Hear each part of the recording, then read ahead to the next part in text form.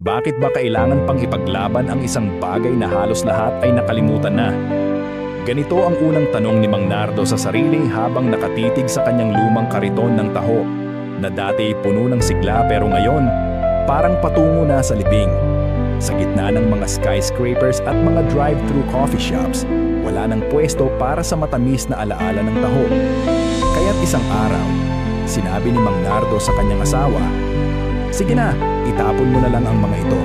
Pero noong gabing iyon, may dumating na boses mula sa dilim. Kilala niya ang boses na iyon. Ito si Aling Tessie, isang dating suki niyang nagmukhang nawalan ng pag-asa sa buhay. "Mang Nardo," sabi niya, "hindi ka ba napapagod na pabayaan ang mga bagay na mahalaga sa iyo?" Nagsimula si Mang Nardo sa susunod na umaga.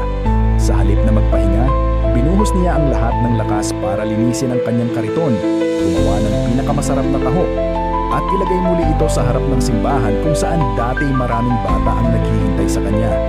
Hindi niya alam kung sino pa ang nakakakilala pa sa kanya, pero bigla, isa-isa, dumating sila. Mga matatanda na dati niyang suki, kasama ang kanilang mga apo.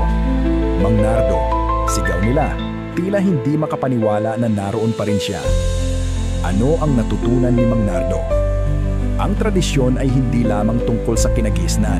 Ito ay tungkol sa koneksyon. Kapag nawala ang koneksyon, nawawala din ang kaluluwa ng komunidad.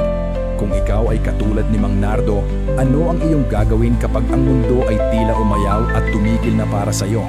Dapat kang magpatuloy. Hindi dahil dapat mong gawin, kundi dahil nangangailangan ka pa rin ang mundo. Kung si Mang Nardo ay sumuko, wala nang maiiwan sa mga kabataan na alaala tungkol sa kasiyahan ng simpleng taho. Ngayon, sa bawat baso ng taho na ibinebenta ni Mang Nardo, may bahagi ng kanyang kaluluwa ang dala-dala. At sa bawat ngiti ng isang batang kumakain nito, nabubuhay muli ang isang piraso ng nakaraan. Kaya, huwag kang mag-alinlangan na ipaglaban ang iyong sariling taho stand, kahit anong anyo nito sa iyong buhay.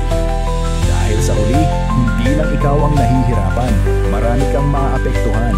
At minsan, ang pinakamahirap na laban ay ang laban para sa sarili mong pagkatao. Comment and subscribe.